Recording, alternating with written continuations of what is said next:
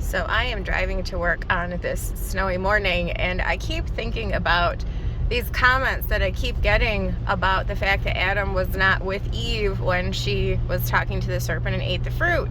Even though the Bible comes right out and says it in every single translation that I was able to find, looking that up this morning bright and early, that he was with her. It's not like they were in the same store just shopping on different aisles. He was with her. I put together a chart of how long Adam and Eve were in the garden, specifically to address this point. 7 days in the wedding chamber. This chart is available in the links below on academia.edu, titled How Long Adam and Eve Were in the Garden. 7 days. 7 days. So you have to think about this from a logical perspective and think, okay, why would Adam be with her? How could this have happened if he was with her? Well, 7 days isn't a whole lot of time to take her around the garden and show her everything and introduce her to all the animals that he named prior to her being born, begotten from his rib, created, made. He named all the animals beforehand, and he was given the garden, put in the garden before her. So 7 days isn't a whole lot of time for him to take her around and introduce her and show her the inner workings and all that jazz. Why would they have both been physically present in front of the tree? Because that's probably when he was giving her the lesson of what God told him not to do regarding the tree, and where he inserted the extra clause, don't even touch it. Because from Eve's words when she was standing in front of the tree talking to the serpent, she said, God said we're not to eat of it or touch it.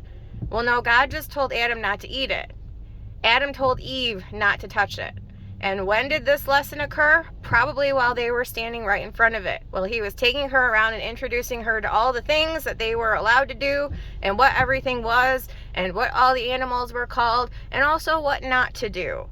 And Satan, little serpent, interrupted their lesson, which was why she didn't have a whole lot of knowledge under her belt, because she was just being taught at that moment that they were interrupted. And she did usurp his authority. One of the comments I got was he would have exercised authority over her if he had been present.